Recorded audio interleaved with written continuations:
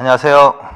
자, 이번 시간엔 조선의 경제편으로 들어가겠습니다. 먼저 조선 전기 경제를 먼저 하는 거야. 그래서 또 이제 성종 때까지 15세기, 여기는 16세기다. 그리고서 이제 여기는 244쪽, 여기는 좀 이해를 하셔야 돼. 지문 정리만 잘 해두시고 이해를 좀 크게 하시면 돼. 자, 먼저 조선의 경제 정책은 성리학적 검약한 경제관 있죠? 그거 줄쳐놓으세요. 성리학적 검약한 경제관. 그래서 그거 한번 읽어봐. 이거는 뭐 문장이 아니라 이거를 읽는 거야. 사료지문으로 나오는 거야. 검소한 것은 덕이 함께하는 것이며 사치는 악에 큰 것이니 사치스럽게 사는 것보다는 차라리 검소해야 할 것입니다. 이 문장은 조선의 지배자들은 검소를 더 중시한다라는 거지 뭐보다? 사치보다. 그 다음에 농사와 양잠은 의식의 근본이니 왕도 정치에서 우선이 되는 것입니다. 농사와 양잠이 굉장히 중시되겠네요. 왜? 왕도 정치, 유교 정치에서도 근본이 된다 그랬잖아. 근본. 그 다음에 우리나라에는 이전에 공상에 관한, 여기서 공상은 상공업 말하는 거야. 제도가 없어 백성 중에서 게으르고 놀기 좋아하는 자들이 수공업과 상업에 종사하였기 때문에 농사를 짓는 백성이 줄었으며 말짝 줄쳐놓으세요. 말짝. 상업이 발달하고 본실 줄쳐놓으세요. 본실. 농업이 비패했다. 이것을 염려하지 않을 수 없다. 그래서 결론 이걸 다 읽어보니까 조선경국전이라고도 했잖아. 조선경국전은 당연히 정도전에 그린 거지. 자, 그래서 조선의 유학자들은 사대부들은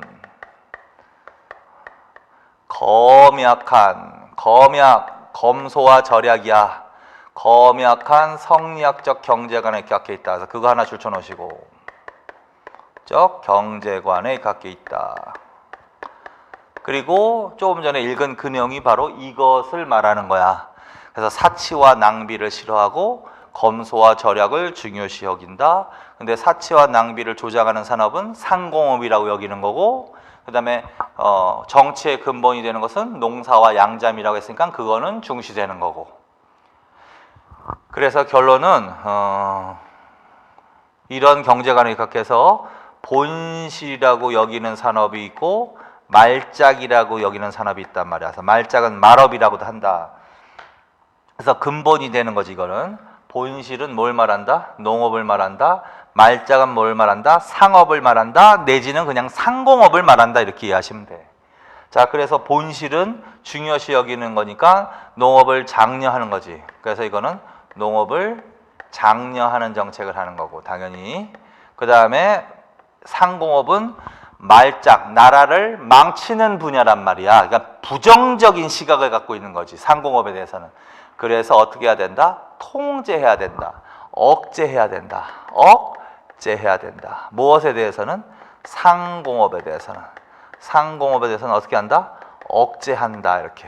그래서 결론, 이런 결론이 도출되는 거야.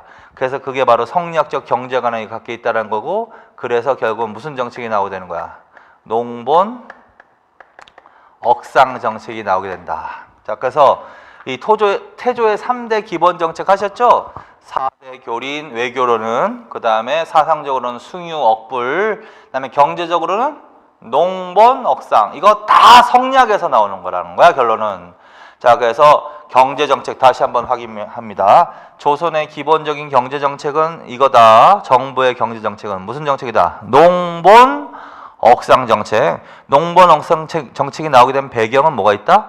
검약한 성리학적 경제관에서 나올 수밖에 없다. 그래서 본실이라고 생각했던 농업에 대해서는 장려하는 거고, 농업을 근본으로 하니까 장려하는 거고, 말짝이라고 생각했던 수공업, 상공업에 대해서는 억제하는 거지. 억제.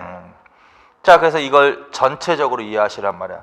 그래서 결론은 경제 정책은요, 철저하게 중앙집권적 통제 경제야. 중앙집권적인, 없으면 쓰세요. 통제 경제. 그래서 국가가 중앙에서 철저하게 통제를 한다는 거야. 그래서 15세기에는 무슨 정책을 하는 거야? 중앙집권적인 통제 경제를 유지하는 시대야. 몇 세기가? 15세기. 그리고 구체적으로는 농업에 대해서는 장려, 권농책, 그래서 구체적으로는 농업을 장려하는 건농책을 피고 농사를 짓는 농민들의 생활을 안정시켜주는 정책, 농민보호책을 실시하는 거지. 그 다음에 상공업에 대해서는 억제, 자유로운 상공업 활동을 허용하지 않았다. 자유로 마음대로 이러면 안 되는 거야. 통제경제, 철저하게 허가받은 자만 상공업에 종사하도록 하는 체제가 주인 거야. 자, 그래서 자유 X, 억제 이렇게. 그래서 이거는 이해도 하시라고, 이해도. 그래서 15세기에는 당연히 농번 억상 정책 밑에 농번 억상 정책, 농업번 정책 구체적인 거는 그냥 한번 읽어. 특별하게 외울 건 없으니까. 농업 기술을 개발한다, 농서를 편찬한다, 토지 기간을 장려한다, 양전 사업을 실시한다. 그리고 농민의 세부담을 감소시켜주는 등 각종 보호 정책을 한다. 근데 이제 구체적으로 하면 농사 기술 줄초나, 농서 줄초나, 그 두 개는 정리를 해놔야 돼. 그다음에 세부담 감소도 줄초나 등 농민 보호책 있지. 그 구체적인 게 뭐냐 이렇게 물어본다고요. 그래서 그거는 이제 앞으로 할 때 확인을 할 거야. 자, 어느 때 지금 하고 있어? 조선전기의 농업기술 외워서 물어보는 거야. 그 다음에 조선전기에 편찬된 농서가 뭐냐 그거 물어보는 거야. 앞으로 확인할 거야. 그 다음에 조선전기에 농민들의 세부담, 농민들의 생활을 안정시켜주기 위해서 세금을 감면해줬는데 구체적인 내용이 뭐냐 이렇게 물어본단 말이야. 그래서 그것만 생각하고 나중에 확인을 하세요. 반면에 상공업은 어떻게 했다? 통제야. 상공업자가 허가 없이 마음대로 영업하게 하였다. 그러면 안 된다는 거지. 그것은 뭐? 규제했다. 이렇게. 그리고 결과, 농번 억상 정책의 결과가 어떻게 되냐. 자, 15세기 하고 있어. 15세기하고 16세기 좀 나눠놔. 15세기는 결과적으로 어떻게 된다? 농민의 생활이 안정되는 시기다. 그래서 안정줄. 그래서 적극적인 농번 정책에 따라, 그래서 건농 정책, 그 다음에 농민 보호책에 따라서 농민의 생활이 안정되는 시기다. 그래서 이 시기에는 무엇이 증가한다? 자영농 증가줄. 그래서 15세기에는 전어보다는 자영농이 많다고 해야 돼. 자영농 증가, 그 다음에 농민의 부담 감소줄. 그리고 전반적으로 상공업은 어떻게 했다? 부진했다. 유교적 겸역형 경제관으로 소비는 억제되고 도로와 교통수단은 미비, 자급자족적인 농업중심 경제로 인해 화폐 유통, 상공업의 활동, 무역 등은 부진, 정부는 화폐를 만들어 보급하려 하였으나 주로 쌀, 무명 등이 주력 거래에 사용됨, 철저한 중앙집권적인 통제 경제로 주로 관영체제 중심으로 운영되었다. 자, 요게 바로 한 번만 크게 읽으시라고. 요게 몇 세기? 15세기의 상황이다.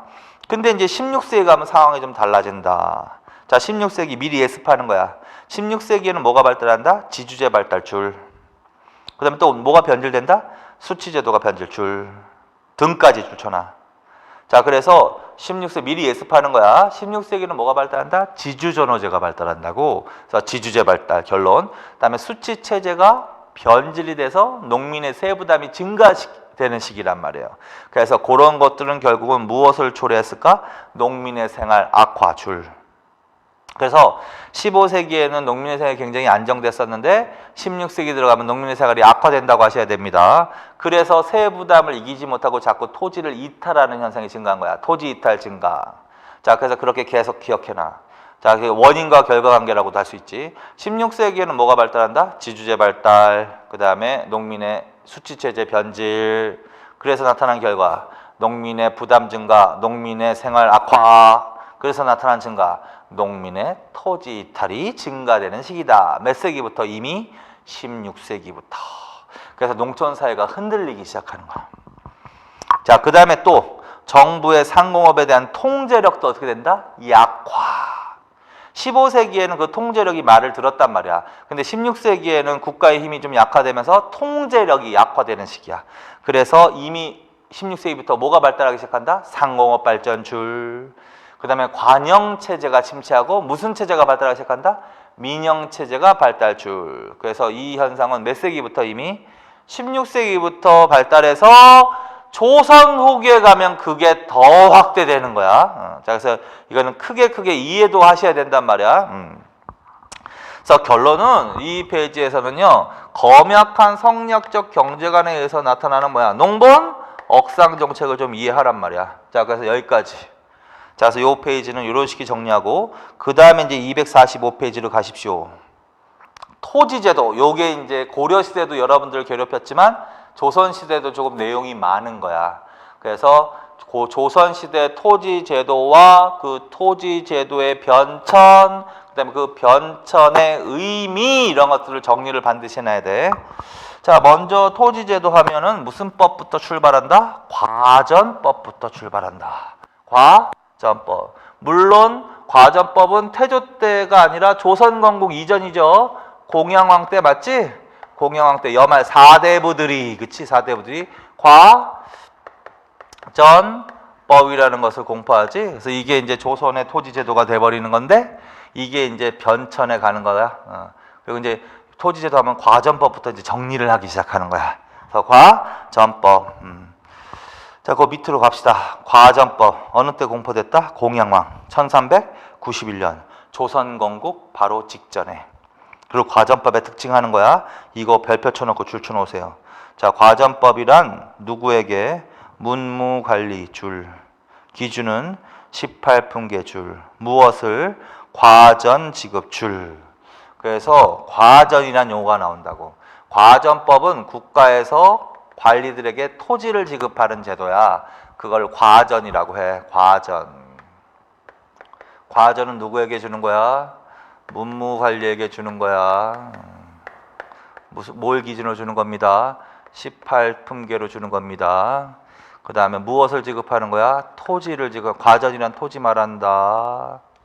근데 토지만 줘야지. 여기에는 뭐가 들어가면 안 된다? 임야는 들어가면 안 돼. 임야는 들어가면 안 돼. 이렇게. 전시과하고 비교하는 거란 말이야. 과전이란 용어는 전시과에도 나옵니다. 과전법에도 나옵니다. 근데 그게 전시과로 물어보면 이렇게 해야 돼. 문무, 18품계, 토지와 임야 이렇게 해야 된단 말이야. 자, 그런데 조선시대의 과전은 뭐다? 문무, 18품계, 토지만, 전지만, 시지, 임야는 X 이렇게 반드시 비교하세요. 자, 그 다음에 세습금지. 자, 세습금지가 원칙이다. 이렇게 지급받은 토지는 뭐? 세습금지가 원칙이다. 세습금지. 세습금지. 이건 뭐 고려시대 똑같은 거지. 자, 그 다음에 세 번째 뭐? 전현직에게 지급. 맨 처음에는 전직, 현직에게만 이러면 안 되고 현직뿐만 아니라 퇴직자, 전현직. 그래서 과전은 죽거나 퇴직하면 반납을 하는 게 원칙이야. 그리고 맨 처음에는 전현직 다 줬어. 자, 마지막으로 뭐에 어디에 한정해서 지급했다? 경기에 한정한다고 해야 돼. 경기에 한정해서 지급한다. 경기 땅에 한해서 지급해야 돼. 그래서 그것도 차이점이지. 자, 그래서 어쨌든 고려 조선시대 과전법의 내용으로는 이게 맞는 거야. 이게 맞는 겁니다. 그런데 이제 고려시대와 비교하면 뭐는 주면 안 된다? 임야는 주면 안 돼. 시지. 그 다음에 어디에 한정해야 돼? 경기에 한정해서 지급해야 돼. 전시과는 경기에 한정하지 않고 전국의 토지를 대상으로 지급했다. 이렇게 하셔야 되는 거지. 자, 그래서 지금 고려하고 비교하면서 이렇게 딱 해보십시오. 그래서 거기까지. 자, 그 다음에 이제 그 밑으로 가. 수조권 지급. 자, 그러면 토지를 줬다는 게 뭐냐? 토지를 줬다는 게 뭐냐? 이거 다시 해야 돼. 토지 자체를 준 게 아니야. 토지 자체 내지는 그걸 토지 소유권이라고 한다. 소유권이 절대 아니야. 이건 어느 시대나 마찬가지야. 이거는 소유권이 아니라 뭐다?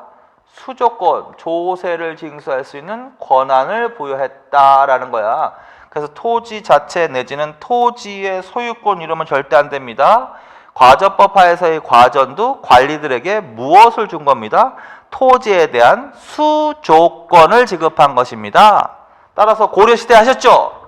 토지를 둘러싼 관계는 두 가지가 있다고. 소유권을 기준으로 본 관계는 지주전호 관계고, 그 다음에 수조권을 기준으로 본 관계는 전주전객제지. 따라서 이 전주는 수조권자를 말하는 거지. 따라서 결국은 관리들에게 무슨 권한을 나눠주는 거야? 지주로서의 권한이 아니라 뭐다? 전주로서의 권한을 나눠준다. 그런 얘기지. 전주. 그래서 이것을 지급받은 관리는, 과전을 지급받은 관리는 그 토지에 대해서 수조권을 징수할 수 있는 권한이 생기는 거지 소유권이 절대 아닙니다. 그걸 써놓은 거야. 수조권, 전주, 줄. 근데 법으로 이제 조세라는 것은 법으로 정해놓는단 말이야. 생산량의 몇 분의 몇만 거둬라. 10분의 1만 거둬라. 그래서 생산량의 10분의 1을 거둘 수 있는 권한이야. 그래서 생산량의 10분의 1, 전주로서 그 땅에서 생산량의 10분의 1을 건들 수 있는 권한, 수조권을 지급했다. 그거 줄쳐놓으세요, 반드시. 그래서 이걸 전조라고 해. 조라고 한다. 따라서 과전법도 과전법에 의해서 지급된 토지는 수조권적 지배력을 행사한 토지인 거야. 소유권적 지배력이 아니라, 당연히. 그래서 이것도 이해도 자꾸 해야 돼. 자, 그래서 이제 과전법에 대해서도 이제 전주로서의 권한을 놔줬다. 그렇게 되면 과전을 지급받은 관리가 직접 농민, 전객으로부터 생산량의 10분의 1을 걷는다고요. 자, 그런데 조선시대는, 그래서 과전주는 전객으로부터 전조, 몇 분의 몇을 걷는다. 생산량의 10분의 1을 징수한다. 이게 이제 조세 기준이야. 그래서 과전법 있고, 과전법 하에서 조세 기준인데, 이때는 조와 세를 좀 구분할 필요가 있다라는 거야. 자, 뭐냐면, 전주가 전객으로부터 걷는 거를 생산량의 10분의 1이라고 하는 거야. 이걸 조라고 한 거야. 조. 그래서 전주는 수조권자를 말하는 건데, 전주는 국가가 될 수도 있고, 일정한 토지를 관리에게 과전으로 지급했다면 그 관리가 전주가 되는 거야. 그러면 어쨌든 국가가 됐던 관리가 됐던 전주가 되면 그 토지에서 10분의 1을 조로 걷는 거지. 근데 조선시대에는요, 관리들에게 수조권을 지급하고, 그래서 관리들로 하여금 생산량의 10분의 1을 걷게 한 다음에 그 관리로부터 또 세금을 또 띄운 거야. 그걸 세라고 한다. 그래서 전주가 전객으로부터 걷는 거, 이거를 조라고 하고, 여기 10분의 1 받은 것 중에서 또 무엇을, 몇 분의 몇을 띈다? 15분의 1을 어디에다 낸다? 국가한테 납부하는 거야. 전주가 납부. 이걸 뭐라고 그런다? 세라고 한다. 자, 그래서 조선 전기 과전법 하에서는 무엇과 무엇의 구분이 있다? 조와 세의 구분이 있다. 이런 식으로. 근데 그냥 전조, 조세는 그냥 이것만 말하는 거야. 10분의 1 이렇게. 자, 그리고 다펌 손실법도 줄쳐놓으세요. 다펌 손실법. 자, 다펌 손실법은 뭐냐면 그거 거꾸로 읽어도 돼. 손실다법법. 전주가 농사의 작황을 직접 답사하여 수조액 결정. 그거 줄쳐놔. 무슨 말이냐면 과전법 하에서는 조와 세는 이런 내용이 규정되어 있으며, 실제로 조세액은, 실제로 전조의 액은 어떻게 결정되면 전주가 직접 답사해서, 현지에 자기가 세금을 거둘 땅에 답사해서, 물론 관리가 직접 간다는 얘기는 아니고 갈 수 있지만 뭐 자기 노비나 뭐 하수인을 시킬 수도 있는 거고, 어쨌든 수조권자 전주가 직접 답사해서 작황을 조사해서, 작황은 풍흉을 고려했다는 소리야. 풍흉에 따라서 전주가 직접 결정을 한다. 뭐를? 수조액을. 작황을 고려해서 수조액을 결정한다. 따로 쓰지 말고. 그래서 이걸 뭐라 그런다? 다펌 손실법이라고 합니다. 다펌 손실법. 그리고 잠깐 생각. 그러면 과전법 하에서의 전조는 생산량의 10분의 1로 법으로 규정해놨다? 그럼 관리들이 결국은 농민, 전객으로부터 생산량의 10분의 1을 조로 걷는 거지? 근데 이 전주가 뭐 국가가 됐던 어쨌든 관리가 됐던 전주가 실제액을 결정하는 거 아니야. 작황을 고려해서. 그러면 관리들이 약간 좀 생각을 따르게 먹는다면, 아니 풍년이 들면 더 걷고 흉년이 들면 덜 걷는다는 소린데, 그러면 더 걷기 위해서는 흉년이 들었는데도 풍년이 들었습니다라고 우길 수도 있다라는 거지. 권력자니까. 그러니까 결론, 다펌 손실법은 수조액이 전주에 의해서 주관적으로 결정될 수 있는 제도다라는 거를 좀 이해를 하세요. 그러면 좀 부패가 일어나기 쉽겠지?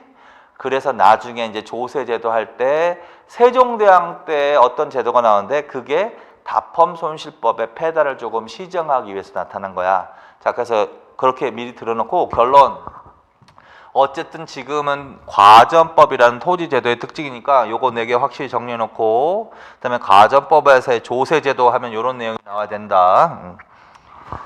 자, 그 다음에 직전법으로 가는 거야. 직전법. 직전법은 어느 왕 때로 한다? 세조. 세조 때는 무슨 법이 시행됐습니다? 직전법으로 간다. 직전법. 이렇게. 그래서 그거 일단 외우시고 세조 때는 뭐? 직전법이 실시되었습니다. 그리고 이렇게 생각하는 거야. 전시과도 그랬잖아. 고려 시대 전시과도 이런 식으로 원칙을 세워놨지만 원칙이 제대로 지켜지지 않는 현상이 일어나는 거죠. 마찬가지로 과전법도 맨 처음에 출발할 땐 이런 원칙을 딱 세워놨지만 점차 갈수록 어떻게? 잘 안 지켜지는 거야. 그래서 과전법하고 직전법 그 사이 공간에다가 화살표를 이렇게 걸어놓으세요. 연필로. 그리고 이런 걸 써놔. 점차 세습지가 증가하는 현상이 있는 거야. 세습지가 증가하는 현상이 있는 거야. 그럼 무슨 원칙이 잘 지켜지지 않는 거야? 세습금지 원칙이 잘 지켜지지 않는 거야. 그래서 세습지가 점차 증가한다. 그러면서 국가가 지급할 수 있는 지급 가능 토지가 많아진다, 부족해진다. 요 2개 써놓으세요. 자, 그래서 과전법에서 직전법으로 가면서 요런 현상이 나타났다. 결국은 요런 현상은 바로 무슨 제도가 나오게 된 배경이다? 직전법이 나오게 된 배경이야. 자, 그래서 직전법은 세조 때 시작된 건데 배경은 세습 금지 원칙이 제대로 지켜지지 않으면서 세습지가 점차 증가했다. 그래서 국가가 지급할 수 있는 토지가 점차 부족해졌다. 그래서 직전법이 나오게 됐다. 자, 그래서 이제 누구한테만 준다는 소리다. 현직에게만 지급했다. 현직에게만 지급했다라는 현직에게만. 그래서 세조 때 직전법의 내용은 이거야. 현직에게만 지급했다. 이유는 뭐다? 배경은 세습지 증가 현상, 지급토지 부족 현상. 그래서 현직에게만 지급했다. 그래서 맨 처음에는 전현직이 지급했지만 이것도 현직에게만 지급하는 걸로 바뀌어가는 거지. 그 다음에 가장 대표적인 과전이 유가족에게 지급된 가장 대표적인 그 세습지가 수신전하고 휴량전이거든. 수신전하고 밑에 이제 나중에 공부할 거야. 수신전, 휴량전이 이게 결론은 세습지야. 그래서 이 지급을 금지한다. 그래서 세조 때는 현직에게만 지급을 하고 수신전이나 휴량전의 지급을 법으로 금지한다. 자, 그래서 이 2개 기억하세요. 확실하게. 세조 때야. 세조. 고려도 마찬가지지. 고려도 세습 금지가 원칙이 있었지. 맨 처음에 전현직 줬지. 그러다가 점차 세습지 증가하면서 지급할 수 있는 토지가 부족해졌죠. 그래서 고려 전시과 때도 현직에게만 주는 때가 있지. 그래서 그게 바로 그러면 세조 때 시스템 직전법하고 같은 내용이겠지. 거기다 이렇게 써놔. 문종 때 시스템 전시과하고 똑같다. 문종 때 시스템 뭐 경정 전시과하고 똑같다. 경정 전시과. 자, 그래서 고려 문종 때 경전 전시과도 현직에게만 토지를 지급하는 내용이란 말이야. 그러면 그 내용과 똑같은 때가 바로 조선으로 말하면 과전법으로 말하면 세조 때 직전법을 말합니다. 자, 그래서 그거. 자, 그 다음에 이제 관수광급제 있지. 관수광급제로 간다. 자, 그래서 직전법 시작됐고, 그 다음에 성종 때 뭘로 간다? 관수광급제로 간다. 관급제로 간다. 관급제로 갑니다. 그래서 이것도 일단 외워야 되고, 성종 때 시작한 건 뭐야? 관수광급제. 그리고 이제 배경을 밑에다 써놓은 거야. 근데 그거를 알기 쉽게 여기다가 그냥 눈으로 보라는 거지. 연필로 또 화살표를 쫙 긋고 직접법하고 관수광급제 거기다 이렇게 써놔. 수조권 남용 등 이렇게 수조권 남용 등이 일어나는 거야. 자, 무슨 말이냐면 자, 과전으로 문무에게 과전이란 토지를 주면 이 관리가 문무 관리가 땅에서 토지에서 농민들로부터 직접 10분의 1을 걷는 거란 말이야. 그런데 이 관리들이 점차 부패하다 보면 더 많이 걷고 싶은 욕망이 생긴다는 거지. 그래서 법으로는 몇 분의 몇만 거더라. 생산량의 10분의 1만 거두라고 정해놨는데도 불구하고 그걸 잘 지키지 않는다는 거지. 그래서 점차 관리들이 수조권을 정해진 이상으로 걷는 현상이 나타나는 거지. 그걸 남용이라고 하는 거지. 수조권 남용. 그렇게 되면 여러 가지 폐단이 발생하는 거야. 관리들의 농민과 토지에 대한 영향력이 더 강화되는 거야.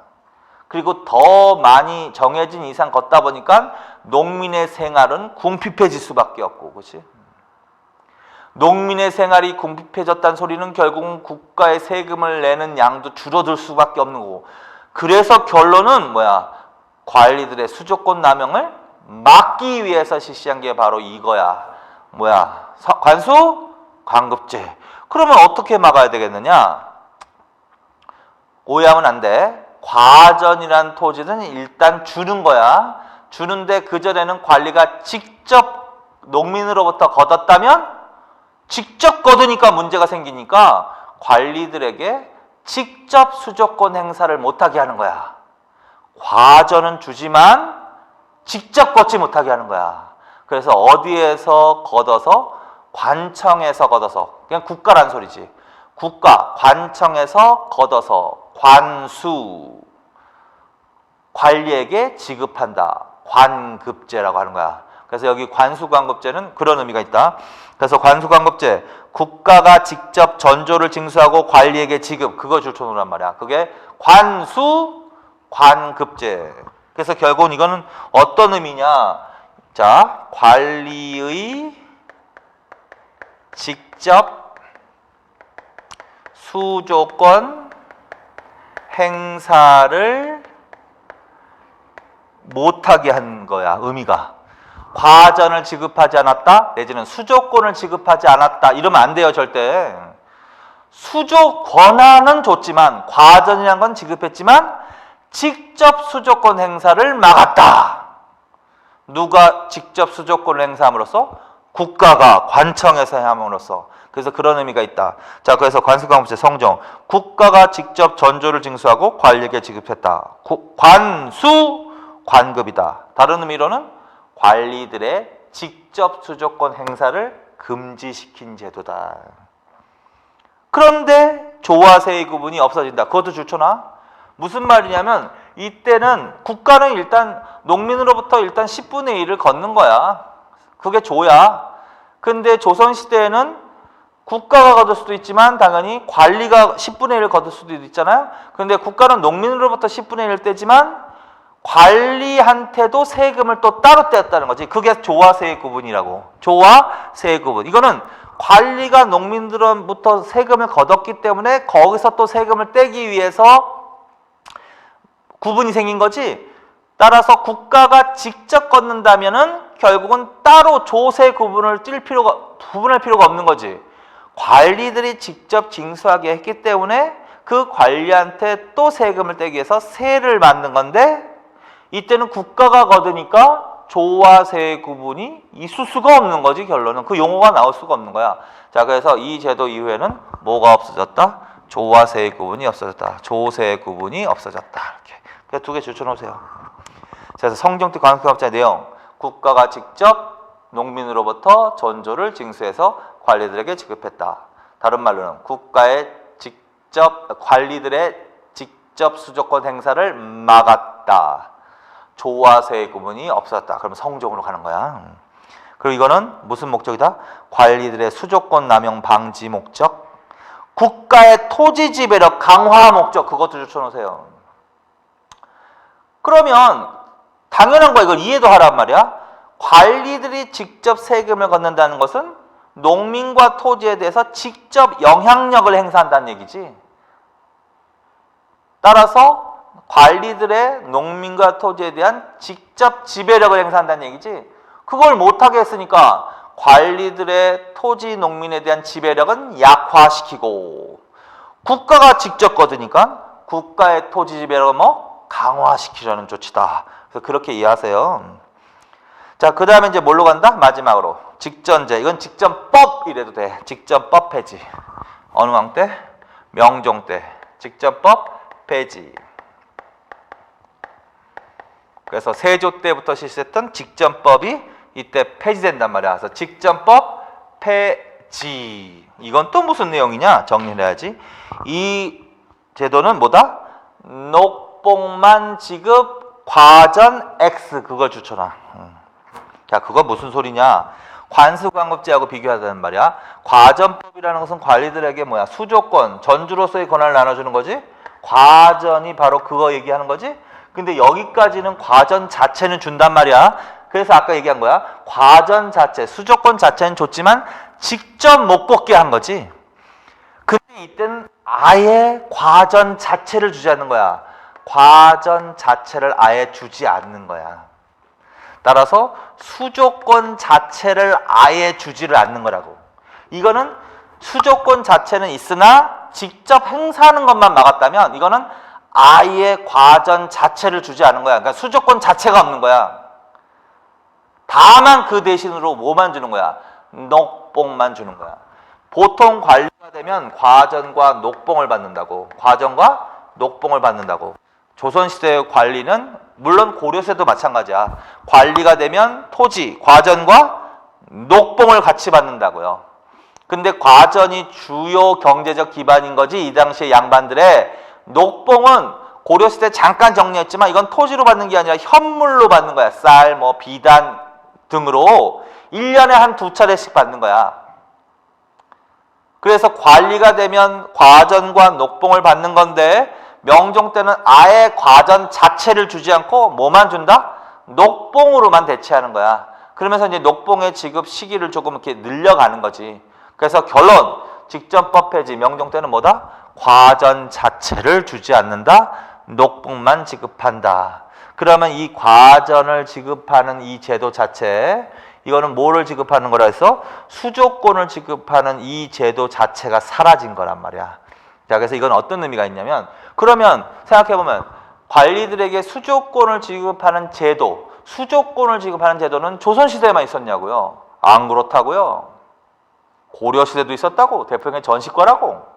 그러면 고려시대부터 있었어? 아니야, 그전에도 있었어. 삼국시대부터 통일시대까지 있었어. 그게 뭐냐면 시급, 노급, 관료전 이런 얘기란 말이야.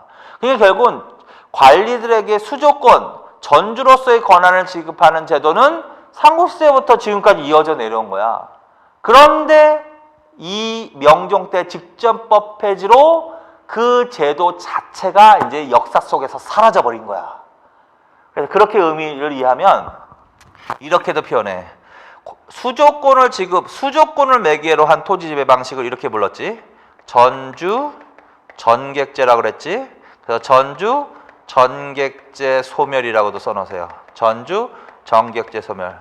명종 때에다가. 그래서 명종 때 직전법 폐지의 내용. 가장 기본적인 내용은 과전 자체를 주지 않고 녹봉만 지급합니다. 그리고 그걸 기억하고 반드시. 그리고 과전 자체를 주지 않는다는 것은 무슨 의미를 갖고 있느냐. 이제 역사 속에서 무슨 제는 사라진다. 전주 전객제 소멸을 의미한다. 그래서 이것도 하나 써놔. 전주 전객제 소멸. 영향. 자, 그러면 그럼 한번 생각해봐. 과전법에서 직전법에서 관수광급제에서 직전법 폐지로 갈수록 이렇게 되는 거야. 전체적으로 이해하면 이 변천의 의미가 뭐냐면 전체적으로 관리의 토지에 대한 지배력. 근데 여기서 말하는 지배력은 당연히 수조권적 지배력이야. 수조권적. 왜? 과전을 통한 지배력이니까. 수조권적 지배력. 그러니까 전주로서의 권리. 지배력은 강화되는 내용으로 변천한 거야? 약화시키는 거야? 약화시키는 쪽으로 변천된 거야. 반대로 누구의 지배력은 강화시키는 쪽으로? 국가의 토지 지배력은 강화시키는 쪽으로 변천해 왔던 거야, 이게. 그렇다면 관리들의 전주로서의 권한, 수조권적 지배력이 약화되고 아예 그냥 없어져 버리잖아. 그러면은 자기 재산이 줄어드니까 사유 욕구가, 토지에 대한 사유 욕구가 급증한다. 사유, 토지 사유욕. 그러니까 관리에는 두 가지 종류의 토지가 있는 거야. 조상대대로 물려받은 사유지가 있는 거고, 관리가 되어서 국가로부터 받은 과전, 두 종류가 있는 건데, 과전에 대한 권한은 점차 약화되고 결국은 과전을 아예 안 받는 거잖아. 그럼 재산을 유지하기 위해서는 자기 사유지를 확대시키고자 하는 욕망이 생길 거란 말이야. 그래서 그걸 그렇게 표현한 거야. 토지 사유 욕구 증가. 관리들의 점차 갈수록 토지 사유욕이 증가한다. 이렇게. 그리고 거기다 써놓으세요. 그래서 이 권력자들이, 당연히 얘네들이 권력자들일 거 아니야? 지배 세력일 거 아니야? 그래서 불법적인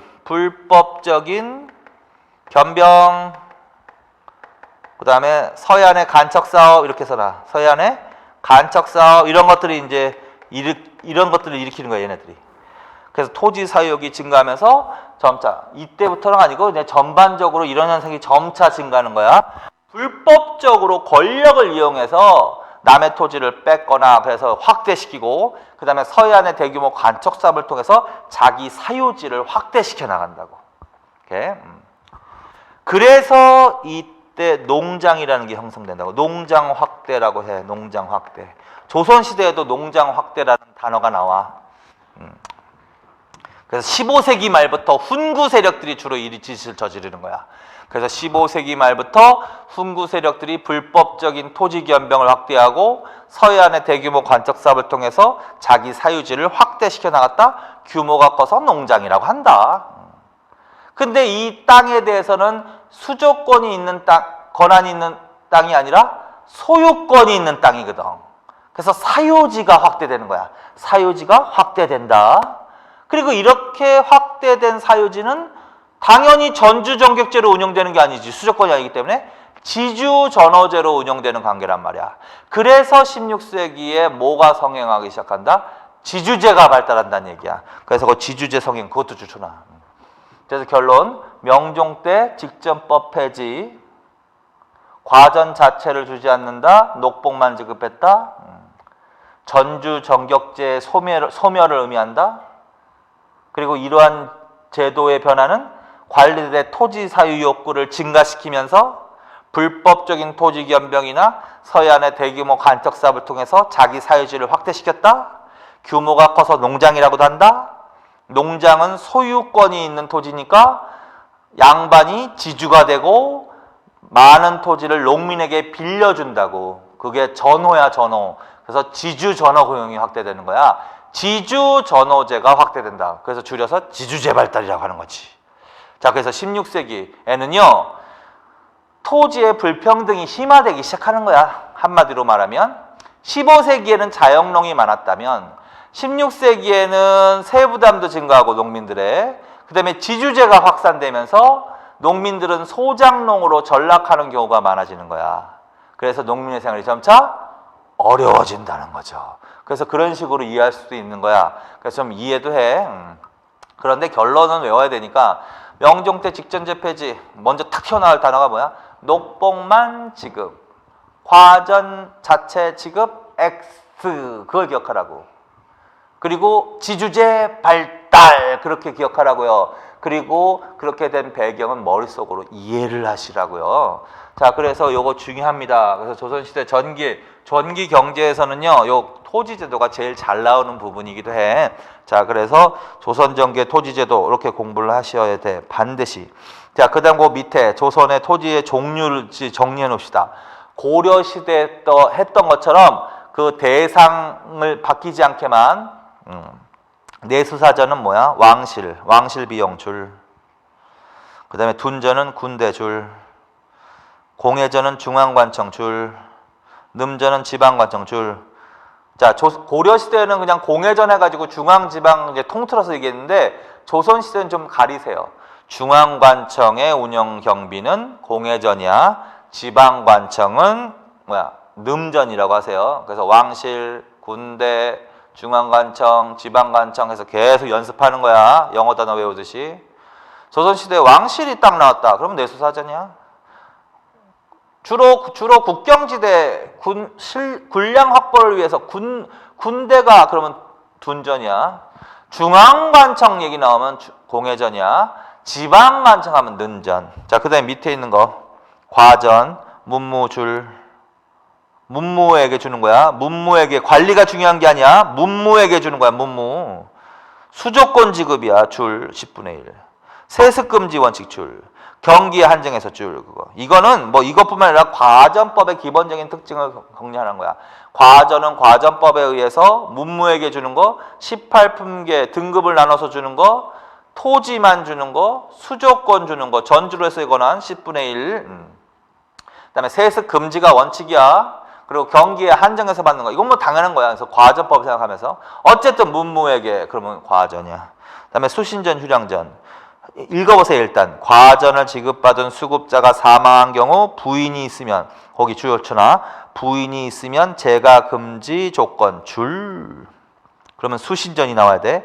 자식들만 있는 경우 줄. 그러면 휴량전이 나와야 돼. 그 말은 무슨 말이냐? 이걸 좀 더 이해하면 세습 금지 하라고 그랬잖아. 과전에 대해서 지금 하면 과전은 세습 금지가 원칙이지만 점차 어떻게 세습지가 증가한다는 거지. 결국은 이 과전을 받은 사람이 죽었으면 국가에 반납하는 게 원칙인데 유가족에게 그게 유가족 결론은 유가족이지 뭐 유가족에게 이게 세습되어 나가더라는 거지.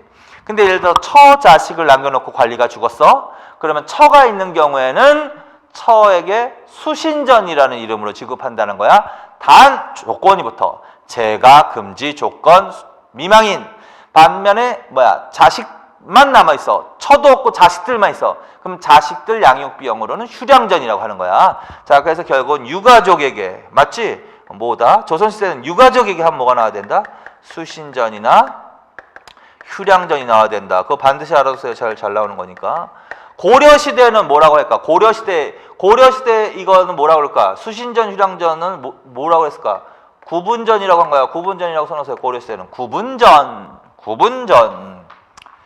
자, 그래서 유가족에게 지급된 토지 하면 고려는 구분전. 그 다음에 조선은 수신전, 휴량전. 자, 그 다음에 공신전은 공신이야. 별사전은 준공신이야. 거기서 공신은 그냥 당연히 공신전은 당연히 공신이야. 그 다음에 별사전은 준공신이야. 옆에다 또 쓰여요. 별사전이라는 용어는 고려에도 있었어. 별사전이라는 거는 고려에도 있었어. 별사전은 고려라고 하면 승려나 풍수지리업자라고 써놔. 승려나 풍수지리업자. 승려나 풍수지리업자라고 써놓으세요. 그래서 자꾸 비교해.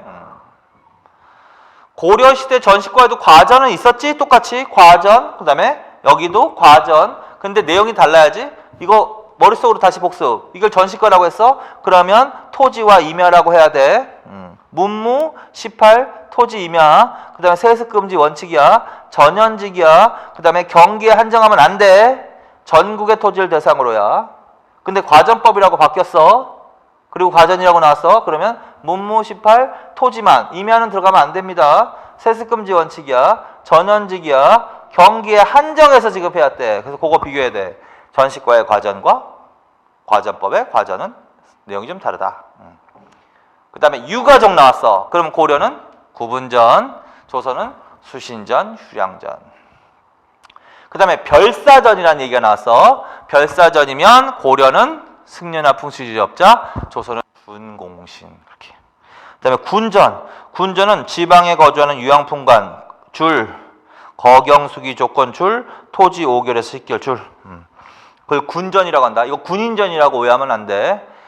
조선초 지방에 거주하는 유향품관. 얘네들은 품계는 있지만 직사, 현재 담당하고 있는 일, 직사는 없는 애들이야. 그걸 품관이라고 한다고. 근데 지방에 거주해서 유향품관이라고 하는데 두 글자로 한량이라고도 한다.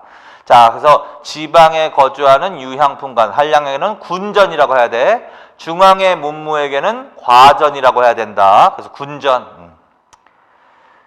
여기까지 하십시오. 그리고 생각해. 결론으로 여기에 보이지 않는 토지는 없는 거야. 무슨 말이냐면 밑에다가 고려시대에는 뭐 공음전 이런 것도 보였지. 공음전, 뭐 한인전 이런 것도 보였잖아. 공음전, 한인전, 그다음에 외역, 군인전, 외역전 이런 거 있었잖아. 왜? 이런 것들은 다 X야. 자, 그래서 고려 시대는 웬만하면 다 공직 체계로 편입을 시켜가지고 웬만하면 다 토지를 나눠줬다고. 근데 그게 안 좋으니까 조선 시대에는 몇몇 주요 대상은 문무관리고 걔네들 주로 주는 거고 기타 약간 주는 거고 나머지는 다 주지 않아. 그래서 5품 이상에게 주는 거 조선 시대 나면 안 돼. 한인전 하급관리 자제로서 관직에 진실하지 못한 자 안 돼. 직업 군인에게 군인전을 지급했다. 그럼 조선은 안 되는 거예요. 그래서 군역제도 할 때 말씀드렸죠. 조선시대 군역제도 갑사라는 애들이 직업 군인인데 걔네들에게는 품계와 녹봉이 지급되어야지 군인전이 지급되면 안 돼. 그 다음에 조선시대 향리에게는 외역전이 지급되면 안 돼. 그래서 요거는 어느 시대나 나와야 돼? 고려시대만 나와야 돼. 거기까지. 그래서 요 부분을 정리하겠습니다. 자, 요번 시간은 여기까지 하겠습니다. 수고하셨습니다.